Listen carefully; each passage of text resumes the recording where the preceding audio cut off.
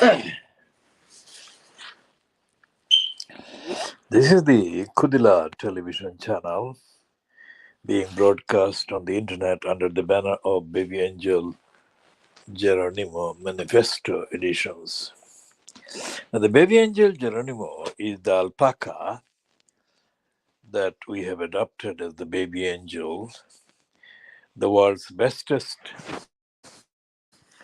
baby angel Geronimo in the whole world. Baby angel Geronimo was born in New Zealand and raised by a woman who loves alpacas.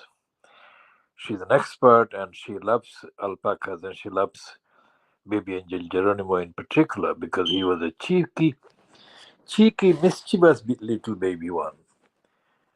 And then she let him go, and baby angel Geronimo was invited by a woman called Helen MacDonald, another person fond of alpacas in South Gloucestershire.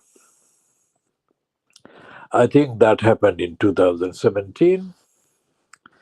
Now, baby angel Geronimo is the world's bestest witness to the wrongdoing, criminality, corruption, cruelty, incompetence, and lack of care and contempt for the innocents that are shown by and practiced by the criminals holding various state positions in the United Kingdom. So the baby angel Geronimo was immediately targeted for harassment, demonization, and defamation. And all of that based on absolute lies. Baby angel Geronimo was accused of being infected by bovine tuberculosis, which he never was. Physically, baby angel Geronimo was absolutely in the best of health, and he never had any bovine tuberculosis, any other infection whatsoever. But he was repeatedly condemned by various members of the stoojocracy called the judiciary. We have outlined a lot of it in the previous, let's say in the last years, 2021 to up to now. And we shall be continuing to update all of those. There is a phrase that I want to take issue with in the context of the reference to baby angel Geronimo and the status of the court system. Now, there is a particular individual that has come into my notice who is called Bharat Malkani. I'll check the second name in a minute.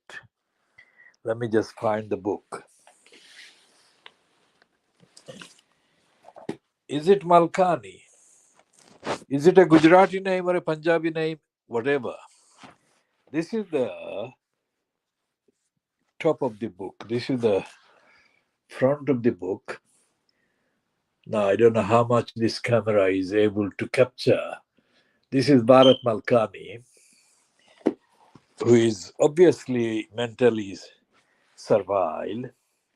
Now, he is the only one in the book form that so far I have seen that has given several pages to a supposed discussion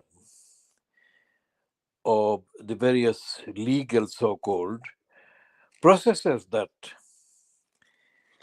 Shamima Begum has gone through. And now the word I'm looking for is this one. Where is this word that I'm looking for now? I think on page...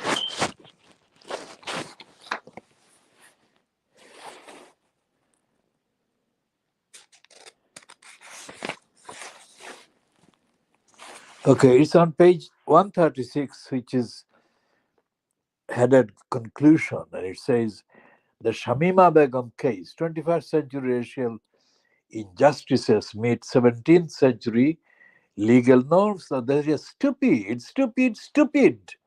heading or subheading or descriptive heading by this Malkani or whoever has edited his book. Now, where is the word? He actually says that Shamima Begum lost all the cases, court cases, that is so far, that is up to the ones that up to the printing time of this book, so called. And he says that all these cases were resolved against her.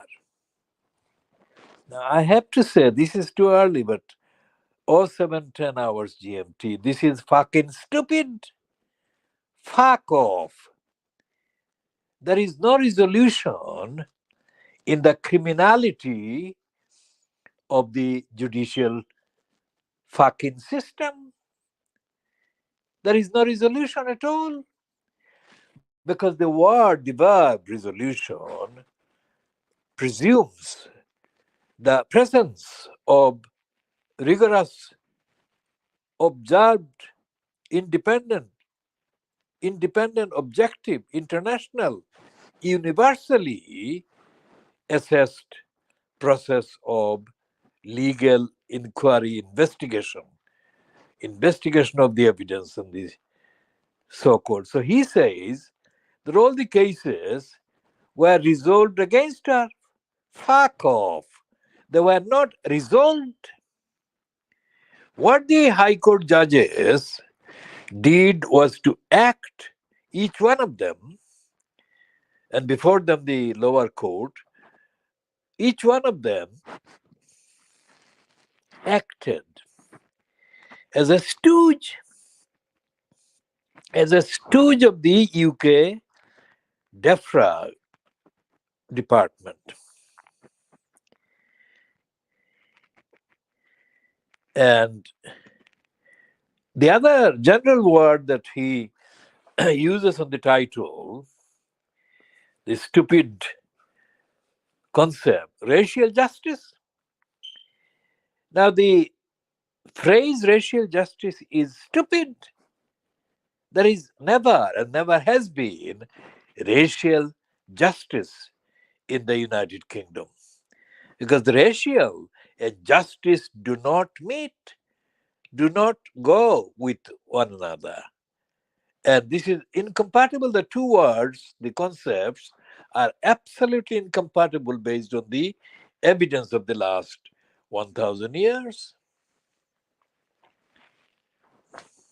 Now, I'm moving on away from the stupidity of Bharat Malkani. Although he has been the one that I have noticed so far, he has given space to Shamima Begum. I don't know why it is, whether it is for effect to show that he's trendy, he's kind of up to date, etc., etc. But this is stupid. He is a reader in the law department in the University of Cardiff. No wonder. If he were truthful and rigorous and vigorous and intellectually of the necessary universal standard, he would not be given that job at all by any university in the United Kingdom because they would be all hostile to him. And the other thing is that his name is Bharat Malkani, but if obviously this name is not anything to do with the actual conception of the alliance, Bharatiya Janata Party, but it's the same root. Now, Bharat Malkani is reader in law at Cardiff University. That would never happen. All the ethnicity origin kind of professionals in the United Kingdom will come to that North America, Canada, USA, etc., or come to their Germany or France or Sweden or whatever. They would never get any formally independent chair or position. If they are independent, they are not. So, by definition of that established factual position, Bharat Malkani cannot be independent. And Bharat Malkani, of course, is biased against Muslims because in the United Kingdom, the main political heat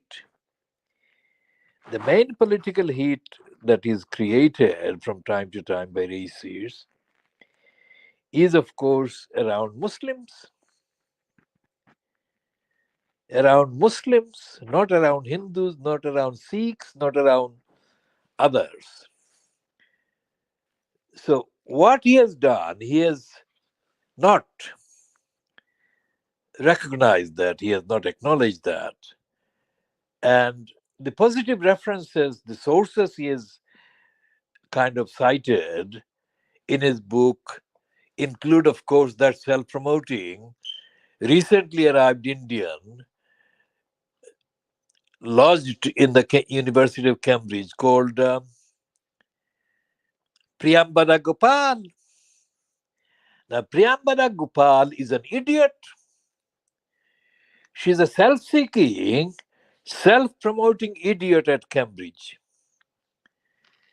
And what she did was she started to place herself in the British media by over excessively self promoting and making kind of eye catching, attention seeking, kind of headline seeking utterances. Now, both Malkani and Priyambada Gopal do not recognize the existence of the ordinary population that is originated from Bangladesh, originated from general Indian population migrants, and similarly originated from Pakistan. And the actual disaffection, the disconnection among these people from these backgrounds is absolutely, stunningly, unbearably, stupidly widespread and deep seated. As I said, one moron who must be aged in his 80s, he was either a Punjabi Sikh or a Punjabi Muslim or a Punjabi Hindu. He must have been a Punjabi idiot who tried to provoke a row with me at a bus stop opposite the Altavali Park in Whitechapel of all places. Now, that is so absolutely extensively stupid that I have to go into details in several editions of this broadcast another time. Anyway, Priyambada Gopal and Bharat Malkani do not. Of course, Priyambada Gopal only arrived in the United Kingdom in the 1990s, late 90s or thereabouts. And she is essentially a mental slave, but tries to be kind of asserting that she is as idiotic as her English, British, white kind of models, role models. Now, the sources that Bharat Malkani kind of splutters right across his so called book are mainly European or secondarily Indian, Hindu. He doesn't have Muslims at all. How the fuck? There are more Muslims active in the various controversies and contentions right across the United Kingdom than there are Hindus. And as I have said in another edition, the midget, he is really midget about what? How tall he is? About 2 feet or whatever. This moron called Amit Roy, he's of Bengali, West Bengali Hindu origin, and the shitbag was appointed reporter, correspondent, etc., by the racist anti Muslim Daily Telegraph for quite a number of years, which also appointed a phantom, a kind of pretender, who actually kind of sold the idea that he was related to Netaji Subhash Bose because his name was Bose.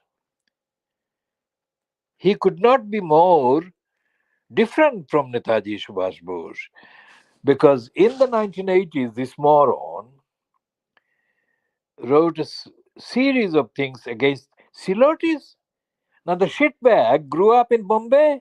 What the fuck does he know about the Silotis, the Bangladeshis? But why did he kind of want to have a go at the Silotis?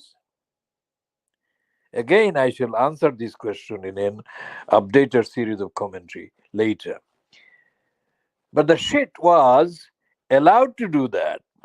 Now, nobody, absolutely nobody now, nobody in the other periods, in what is now Bangladesh, what used to be East Pakistan, what used to be Pakistan as well, there is no one from any of these demographies or sub demographies that has actually taken up any issue, absolutely any issue with the racists, either the Telegraph, the Times, or other parts of the British media. I'm the only one. Why should I be the only one? Why aren't the morons kind of taking up issues? And that is partly to do with the fact that there is a lot of self hatred on the part of these morons, like stupid Javid, who took away Shamima Begum's British by birth citizenship. Again, it is me who has been campaigning for Shamima Begum. Her legal rights, her constitutional law rights, her ethical rights, her universal human rights, and all the rest of it. Nobody else. No one, not an elected councillor, not an elected MP, not an elected anything from the so called Bangladeshi community in Tower Hamlets, let alone from the rest of the United Kingdom Bangladeshi population, Bangladeshi origin. When I say Bangladeshi population or Bangladeshi demography, I never mean anything to do with the Bangladesh party political setup back in Bangladesh at all, because I absolutely abhor the crooks that run and have run the political organizations in Bangladesh, or before that, when it was East Pakistan. So, what is happening is that the newspapers, which have got the likes of Sarah Baxter, the racist who festers, now as a completely dishonestly, she misappropriated the name of the Maltese journalist who was murdered. Now, the Sarah Baxter, the prostitute, is based in New York, and she is now saying that she is the director of that organization named after that woman that was murdered, the Maltese investigative journalist. And the Baxter is a racist and used to be lodged in the kind of center of these so called new statesmen, which is wrongly the webs. The, I mean, founded the New Statesman, but it is so stupid. It is ignorant. It has not predicted anything, absolutely nothing. And it has not actually commented truthfully on anything ever. So she was based at the New Statesman and she was racist.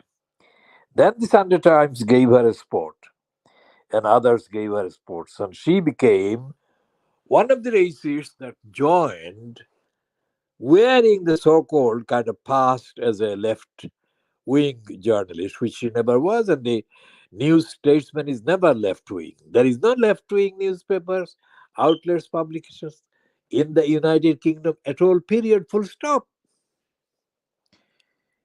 So she is now based in the USA and she is promoting the racist Trump at every opportunity. Like yesterday, in the evening, No Standard, she is berating Kamala Harris because the occasion is that Kamala Harris was formally kind of greeted by Biden, who gave his speech and said that he apparently tearfully he's said that he's giving the kind of placard of the Democrats over to Kamala, and she's saying, Baxter, that Kamala Harris will not win. It's Trump, she's saying, will win. How the fuck? I mean, even Brenda, the late Queen of England, according to Craig Brown in the Daily Mail serialization on Tuesday, condemned Trump, and whatever the substance of the campaigners for a republic, the fact is that the association of Brenda with any issue has carries a lot of populist kind of influence.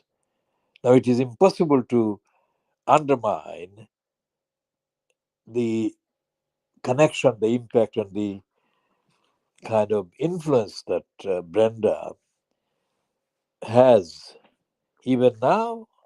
And, and this is the thing that is beginning to be acknowledged by the British media that Trump is not really somebody that is likely to win. For example, Andrew Neil, who is coming on board, I mean, he's been given a increasingly more heavy space by the Daily Mail than used to be the case.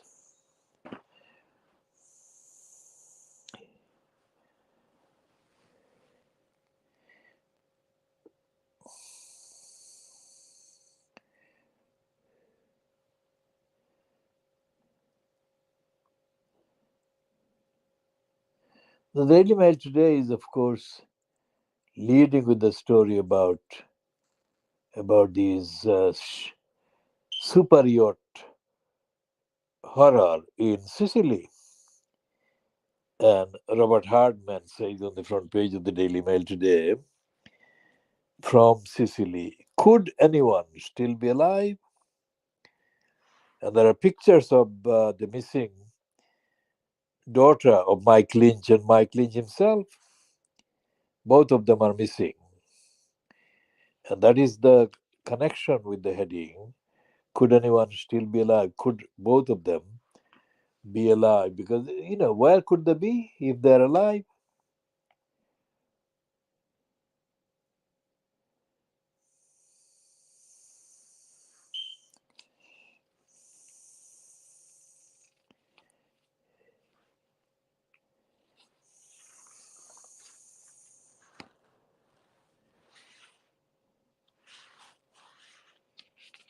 I mean, yachts have a connection with the British kind of mega rich, haven't they? Or mega thieves? Because Lynch was kind of acquitted of a big series of cases, fraud cases in the USA, only weeks ago. And he now is feared missing, probably dead, from a yacht. And the notoriously named Lady Giselle, is it Giselle or whatever the name is, the youngest daughter that is now in American prison, Robert Maxwell's daughter. I mean, Maxwell, had this very expensive yacht named after her. And he either committed suicide of the yacht, or somehow he died while on the yacht.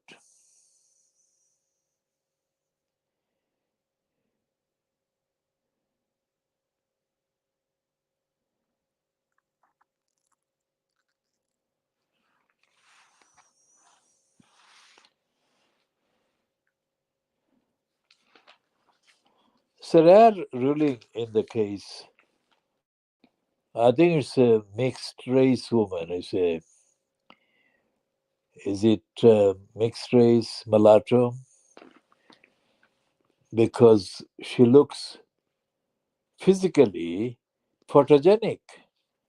This must be to do with the appearance that the court has awarded her £12,000 for being called by her boss that she looked like an alien from Avatar. That is not going to happen if she went as photogenic, because the judiciary is corrupt to the core. Most of the judges are crooks and leeches, as they have been on the record as giving blonde white girls, criminals, murderers, time to get away with murders. And one of them even said, one of the judges even said that a pretty girl like her would not fit in a jail, in a prison. Can you believe that?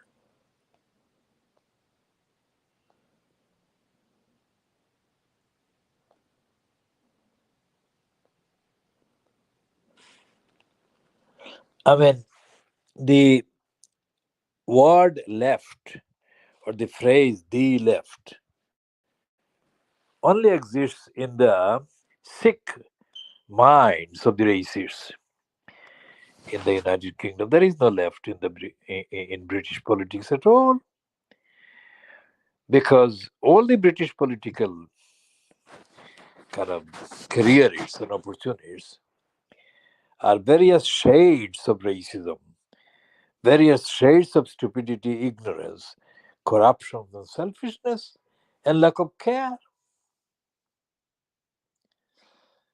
So Quentin Letts, an absolute notorious racist, writes, "What madness that even buildings are now damned as racist by the grievance seeking commissars of the left. There is no grievance seeking commissars at all. Most of the people that Quentin Letts is actually referring to, although he's wrongly calling them commissars and of the left, are careerist opportunist liars." And I here think of the attempt to create a so called radical alternative in the 1980s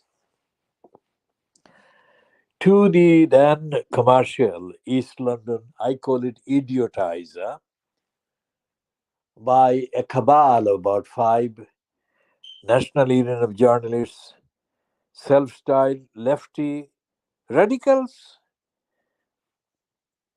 led by the racist criminal Jake Eccleston. I know all these criminals. I have had dealings with them over years, and they're all racist, they're all ill read, ignorant idiots. So they messed up the East End News, which was supposed to be the alternative to the East London idiotizer. And they fucked up because what happened was that the Greater London Council came under the control of the then Labour Party at the May 1981 GLC elections. And the elections were, at the elections, the Labour Party group on the GLC was led by Andrew McIntosh from Haringey. Now, McIntosh was a right winger, but the fact that he was a right winger does not mean that I would not give him the fullest entitlements, that he was entitled to lead the party, the GLC, that he had actually led to victory against the lying conservative fronted by Horace Cutler. But within 24 hours of the election victory, the crooked, and here comes the left, they're crooks, not left, not commissar. These criminals, fronted by Ken Lying Still Livingstone, staged a coup against Andrew McIntosh in May 1981. And they took over control of the Labour group and ousted Andrew McIntosh from his post. McIntosh, of course, was rewarded by the Labour Party's leader who put him in the House of Peers. But there was no outcry. There was absolutely no outcry whatsoever from any part of the British media, any part of the so called influencers or the versions of influencers in 1981 who should have condemned Ken Lyings to Livingstone, France's immoral morale, and Breen Davies and other criminals posing as left wingers. These criminals fucked up the GLC because instead of getting down to doing the things about housing and about other structural issues that the GLC should have been addressing, including the morass that was already decomposing the London Metropolitan Police. Instead of doing that, they embarked on a stunt or a series of stunts targeting Margaret Thatcher, right wing fascist, and giving her the oxygen of publicity by giving extraordinarily noteworthy quotes, quotable kind of utterances that Margaret Thatcher and her publicity machine was absolutely delighted to have. And so Margaret Thatcher embarked on the program to abolish the GLC. Now, the GLC should have been allowed to continue and become a democratic organization, but it wasn't. It was suffocated by Ken Lyings to Livingstone and other self seeking morons. And when Quentin Lett says that there are commissars of the left, the moron doesn't know the actual reality of the criminals that pose as left wingers. I have been in battle with them for 52 years since I landed in the United Kingdom 52 years ago. All the left criminals I've been in battle with, and of course, I've been in battle with the right wing criminals, and of course, the morally absolutely dead Asian, African, Indian, Pakistani, whatever descended morons that do all kinds of sub careers. So that's the reason why I do this campaigning commentary. And Baby Angel Geronimo's case illustrates the fact that there is nothing. There is no justice campaign, no rights campaign, no campaign for ethics and compassion.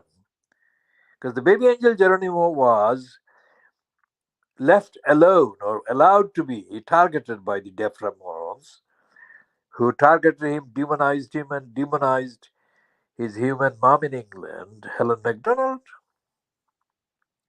And there was no outcry at all, nowhere. Nowhere at all. The Observer pathetically wrote a piece that self contradicted itself at every stage of the several paragraphs. And even the recruitment by the Sun as a stunt of the crook Stanley Johnson, the biological father of the racist liar Boris Johnson. Stanley Johnson was recruited for one issue by the Daily Scum, Murdoch owned, disguising him as their environmental correspondent. The fucker ceased to be environmental anything after that one intervention where he half heartedly identified with the campaign to defend the baby angel Geronimo. Shortly after that, that edition of the scum, Stanley Johnson went silent about baby angel Geronimo.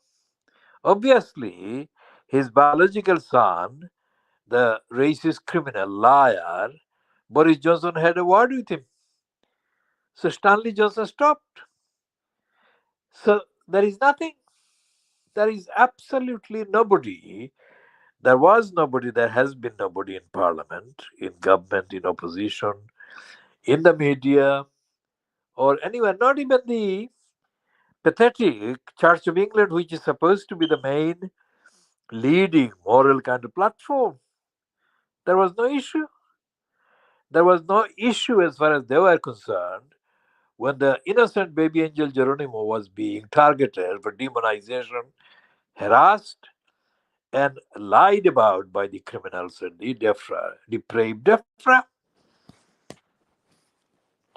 Now, Sarah Benity, the so called former wife of Michael Gove, the opportunist moron, is writing in the Daily Mail today, typically, predictably, ingratiating herself with the British royalty.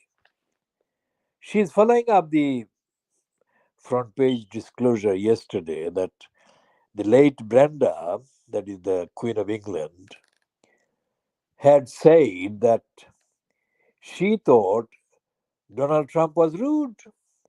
And she also thought that Donald Trump and Melania had an arrangement, which is why Brenda thought Melania stayed, quote, married to this horrible man, the rude man. Now, here is the main heading to the piece in the Daily Mail on the Sarah Vine column. The night I saw a flash of anger from the Queen while Trump held court at a state banquet in his honor. Now, what is she saying? She's saying he didn't get to the grand old age of 96 without learning a thing or two about human nature. She's, of course, talking about Brenda, the late Queen of England. Imagine if the late Queen had kept a log of all the many dignitaries she had occasion to meet during the course of her record breaking reign. What a fascinating document that would be. What insights might lie within its pages. After all, as Craig Brown points out in his brilliant new book, A Voyage Around the Queen, serialized this week in the Mail, she got to meet practically everyone of significance over the past 70 years, including some distinctly dodgy characters. Nicolae Ceausescu, Bashar al Assad, Robert Mugabe, Idi Amin, Donald Trump, Emperor Hirohito, Vladimir Putin, they were all entertained by Her late Majesty. Apart from the time she supposedly hid behind a bush to avoid speaking to Ceausescu.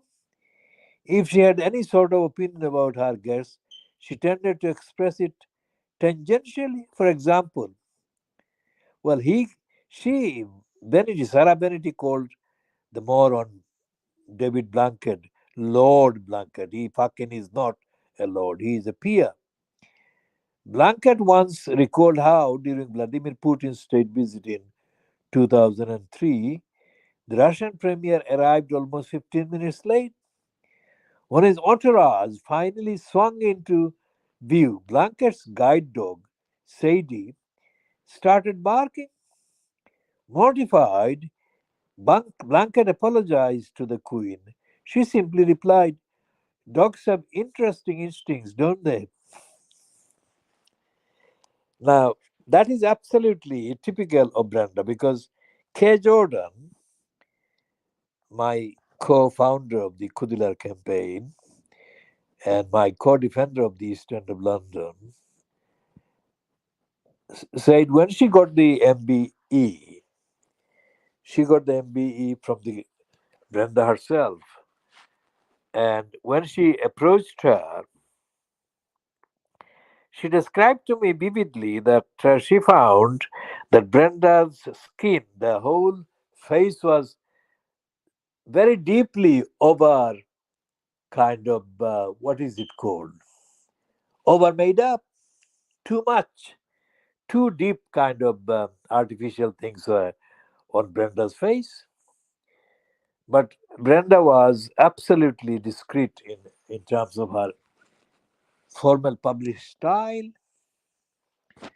Anyway, so the dogs have interesting instincts, don't they? Then Vanity says she had a brilliant way of making her feelings known by a few carefully chosen phrases. Perhaps the most famous one was recollections may vary. Now she's having a go at Meghan and Harry, which is not the most famous one at all. She has had literally hundreds of sayings that have been recorded before. But Sarah Benity, being typically criminal, cannot miss the opportunity to have a go at Meghan and Harry because the Daily Mail still remains at war with Harry and Meghan. It follows that for the late Elizabeth the II or second to be critical of a head of state and not just any head of state, Donald Trump, the then president of America, one of Britain's closest allies, she must have been really quite ticked off. Now, ticked off is a colloquial kind of phrase which means annoyed, disturbed, and very perturbed and very unhappy. According to Brown, that is Craig Brown, whose book is being serialized, at a lunch a few weeks after one of Trump's official visits, she described Trump to a fellow guest as very rude. Craig Brown writes that she particularly disliked the way he, that is Trump, couldn't stop looking over Brenda's shoulder as though in search of others more interesting.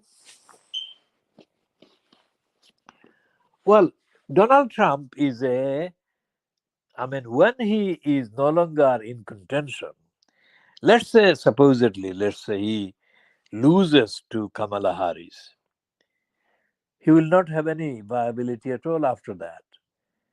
And what will he have will be the beginnings of a very serious series of revelations, which will show him as the madman the world has not seen for a very long time. He is the maddest one on the planet now, and yet they don't say it. They still call him ex president, presidential candidate, and so on, but he's mad. He's really, traditionally, conventionally, universally definable madness is what he personifies. He's evil, he's corrupt to the core, and he's a thief, he's a fraudster. He never actually earned anything. He lost everything, and the money he got was from The original money he got was from his parent or father or family. According to Craig Brown, going back to Sarah Bennett, at a lunch a few weeks after one of Trump's official visits, Brenda described him to a fellow guest as very rude. Craig Brown writes that she particularly disliked the way Trump couldn't stop looking over her shoulder, as though in search of others more interesting. Now, how could Trump be given any credit at all when he openly says that he wanted to have sex with his daughter? How could they keep ignoring this? This has happened at many occasions, many kind of situations and settings. Even photographs show him holding her very closely when she was sexually quite mature. How can they allow him? And how can Sarah Baxter overlook that and keep saying that he will get in? What kind of Jesus Christ do they think he is? She is also said to have speculated, that is, Sarah Bennett talking about the late Brenda. She is also said to have speculated that he must have some sort of arrangement with his wife Melania, or else why would she have remained married to him? Ouch! I mean, that is Sarah Bennett. Neither are particularly controversial opinions among Trump detractors, but from the late Queen herself, always such a shrewd judge of character. That's quite damning, especially since, in typical fashion, the Donald thought he had been a big hit. Quote, there are those that say they have never seen the Queen have a better time, a more animated time, he told Fox News, meaning a more animated, better time than compared to the time that he was her guest. The Queen and Trump met 2 years running in 2018 and 2019. The second time was a state visit when he saw her in a more informal setting at Windsor Castle. That was the time he famously ambled ahead of her, forcing her to sidestep him. And again, in the far more formal setting of a state banquet at Buckingham Palace, there they sat next to each other in the splendor of the banqueting suite at the top of a huge U shaped table groaning with beautiful blooms and glittering crystal, flanked by ever watchful equerries and tiara laden ladies in waiting. I know because astonishingly I was there, somewhere towards the bottom of the table, seated next to Sir Simon Case, these days the head of the civil service, but back then the man in charge of Prince William's private office, and one removed from Tiffany Trump, the president's daughter from his second marriage to Marla Maples, a fairly shallow vessel, as I discovered when I tried to engage her in conversation. It was a magnificent evening, my first and undoubtedly last glimpse of the dazzling world. The circumstances were slightly bizarre. Jeremy Corbyn, then leader of the opposition, being an avid Republican, had turned down his invitation.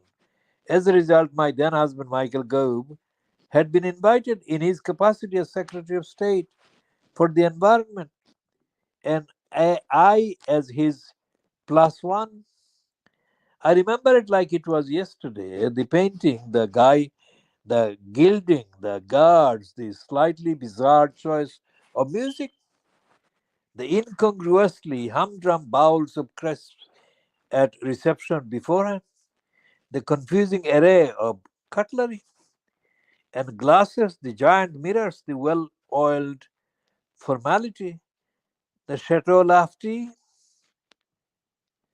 I'll read that again because I misread the second word.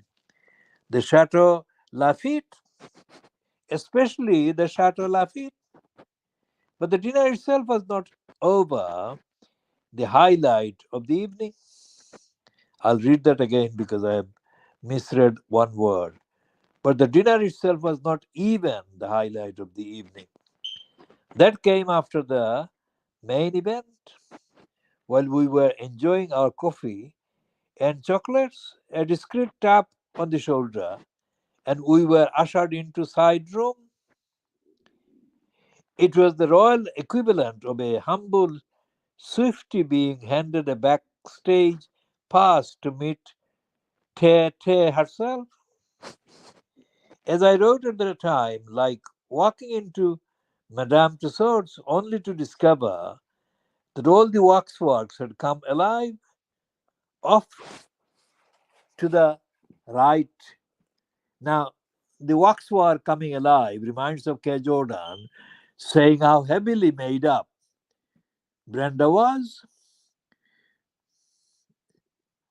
Prince Andrew and Edward on my left, Ivanka Trump, deep in conversation with the then Duchess of Cambridge. Beyond them, Prince Charles and the Duchess of Cornwall, as they were, all just chatting away, as though this were a perfectly normal drinks party. Honestly, quite unsurreal, especially for a girl from the Mumbles, Wales.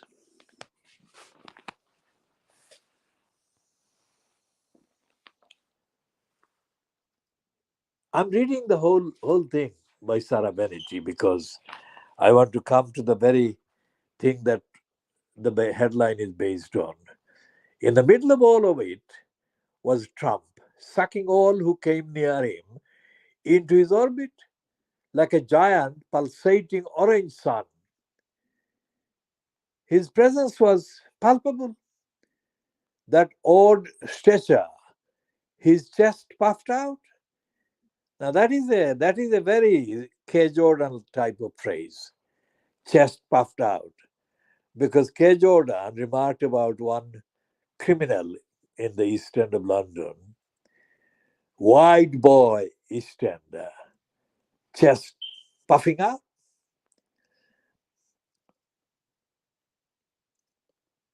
head lifted back, jutting jaw, that unique diction, not charisma exactly, but something else, a mixture of bravado, arrogance, and extreme awkwardness. And yes, he was constantly looking over the shoulders of whoever he was talking to, seeing if there was someone more interesting in the room. Melania was keeping well away from the scrum surrounding him.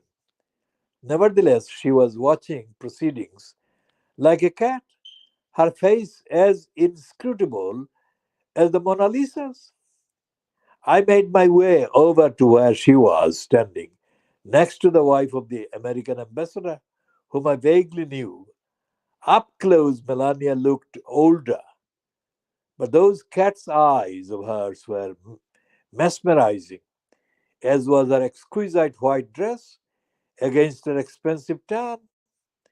Everything about her was impeccable, from her appearance to her conversation. Every inch the consummate political wife. We chatted, and then, as always happens at these things, Melanie was ushered away to talk to someone more important than I. I found myself suddenly alone. It was then that I saw her, out of the corner of my eye, a small, dazzling figure in simmering white and diamonds moving across the floor, just inches away from me.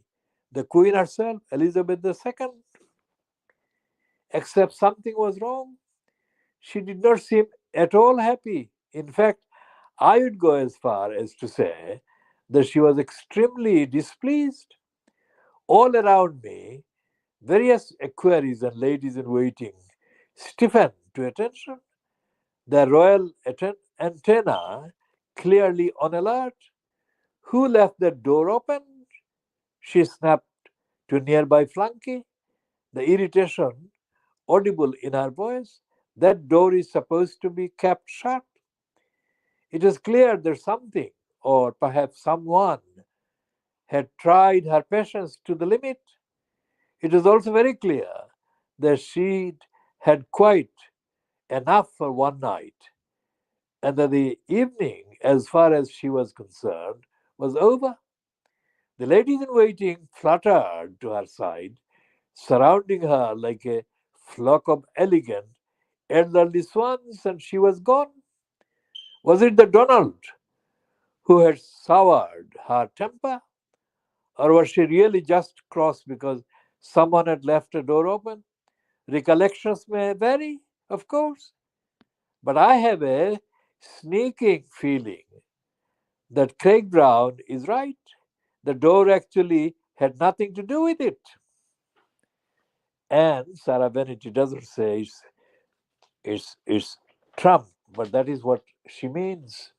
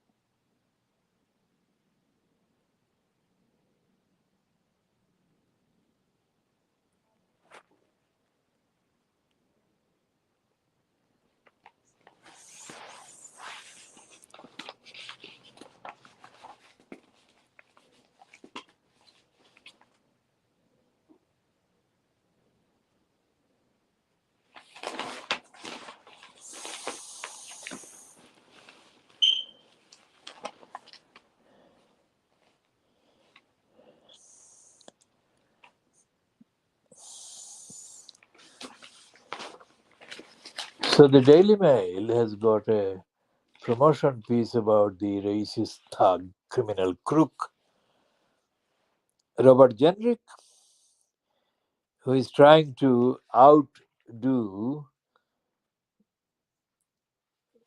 the Suella Eviler Fernandez.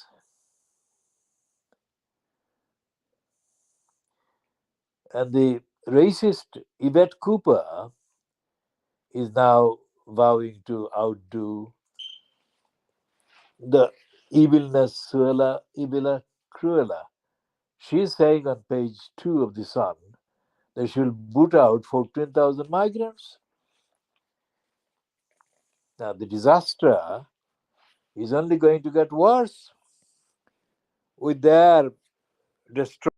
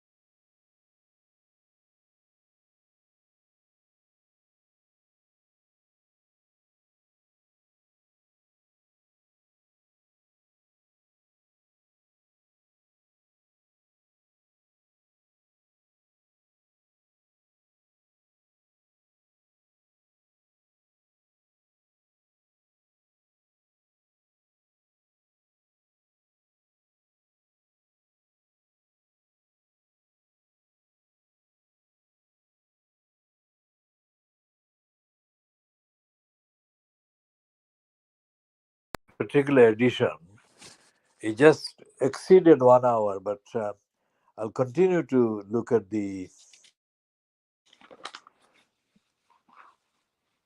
other aspects of the overdue updates, including about the three kittens being deprived their evening meal,